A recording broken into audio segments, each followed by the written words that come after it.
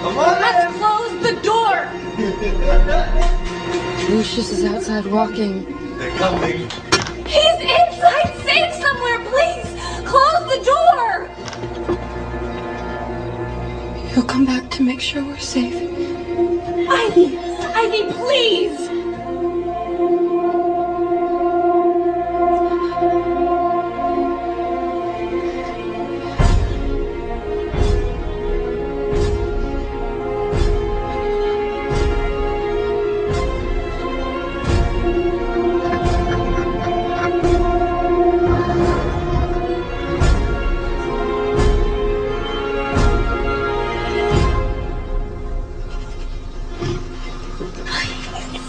No. Don't let them in.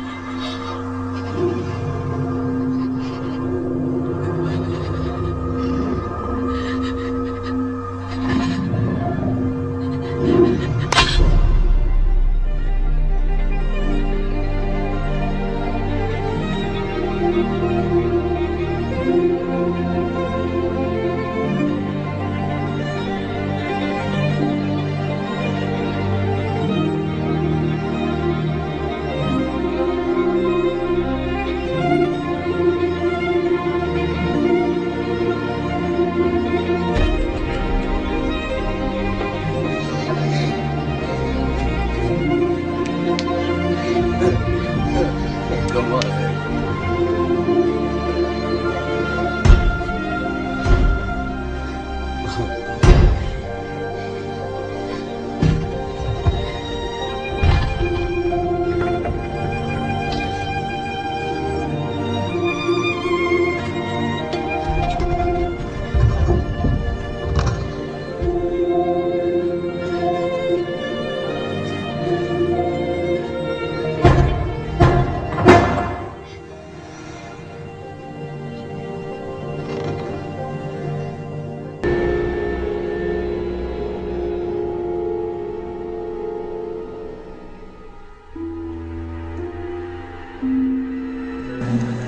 A local mayor resigned today after revealing a double life that he claims involves brainwashing, Satanism, and truth serum. Yeah, today Ken Williams also said he's been living under an assumed name for nearly 30 years. Williams has been mayor of Centerton since 2001. Melissa Kelly joins us live. Melissa, Ken Williams is the assumed name. And he assumed that name when he moved to Centerton in 1980. He was born Don LaRose, and says in the mid-70s he was a preacher in Indiana when he disappeared. Williams says he was abducted by Satan worshippers, brainwashed, and forgot all about his life as Don LaRose.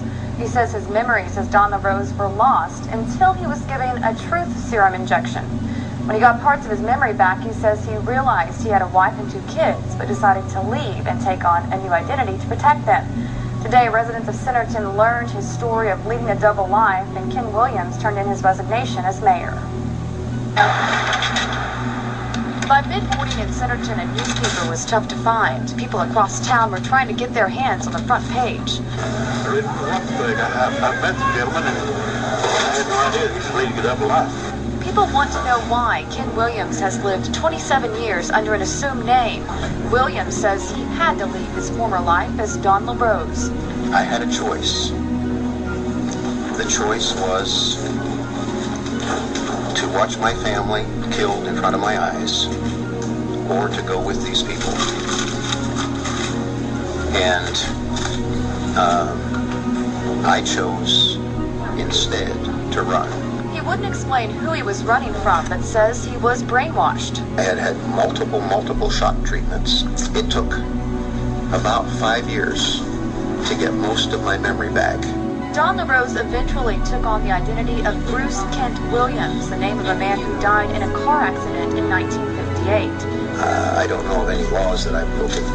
Today, Williams stepped down as mayor of Centerton. It's a matter of credibility, and I guess in a sense, you'd have to say that I was living a lie. His letter of resignation was signed with 2 names. Sincerely and with thanks, Ken Williams / Don LaRose. As people from coffee shops to the barber shop continued to wonder about the story, I was shocked, surprised. Ken Williams offered this explanation to the city of Centerton. happened in 1980, whether it was right or wrong, what I did it under threat for the safety of my family and for my own survival. This information came out because Ken Williams runs a website about Don LaRose and his disappearance. Don LaRose's former family found the website and started wondering about its author, who was running that website. They found the site was registered to Ken Williams, and then the family went from there. And by the way, today Ken Williams says his current wife is standing by him, and the two of them plan to continue living in Centerton. All right. Very weird. Okay, thank you, Melissa. Today, Ken Williams says he plans to continue living as Ken Williams. Yeah, he says he's not under investigation for any criminal wrongdoing.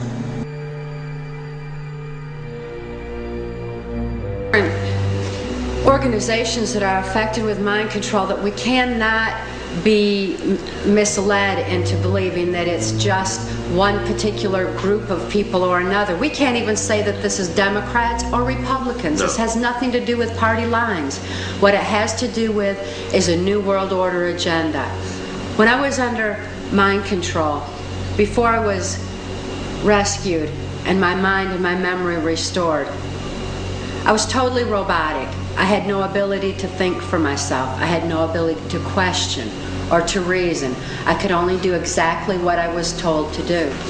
One thing that I was told to do was to attend a White House cocktail party. This was during the Reagan-Bush administration while Ronald Reagan was president. It was on one occasion in particular that I heard Ronald Reagan talking with then Prime Minister of Canada, Brian Mulroney, who was also involved in this New World Order effort. And he said at that time that he believed the only way to world peace is through mind control of the masses.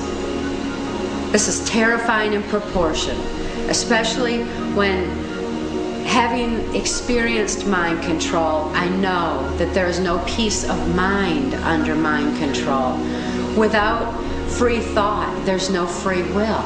Without God-given free will, there's no spiritual expression. And I wonder, what kind of a so-called world peace can we have where people have no peace of mind, where they have no spiritual expression, when they're not even in touch with their own identity? Or it's very frightening in proportion when we consider the ramifications of what all mind control entails and how anyone can justify a robotic society under the so-called world peace guise, which is actually the New World Order, world dominance. My experience that Ronald Reagan took orders directly from George Bush. George Bush was one of the highest up that I'm aware of, if not the highest up that I was ever exposed to during the course of my White House Pentagon level mind control victimization. George Bush began with the United Nations. He went on to head our CIA. And then